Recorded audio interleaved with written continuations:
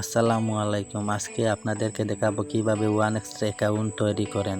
ওয়ানএক্স account তৈরি করার জন্য আপনারা প্রথমে ওয়ানএক্সটি ডাউনলোড করবেন। ডাউনলোড করার জন্য প্রথমে আপনারা ক্রোম ব্রাউজারে যাবেন, গিয়ে সার্চ লিখবেন ওয়ানএক্স বেট, নইলে আমার ভিডিওর ডিসক্রিপশনে ওয়ানএক্স বেটের লিঙ্ক দেওয়া আছে, সেখানে গিয়ে ডাউনলোড করতে পারবেন। ডাউনলোড করা হয়ে গেলে আপনাদের সাথে এরকম একটা ইন্টারভিউ শো করবে।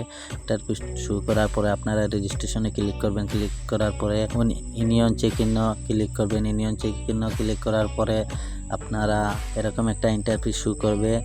4 নম্বর অপশনে প্রোমো কোড, সেখানে আমাদের অফিসিয়াল প্রোমো কোডটি দিবেন A7B523। ওটা দেওয়া হয়ে গেলে নিচের কালি অপশনটিতে ক্লিক করবেন।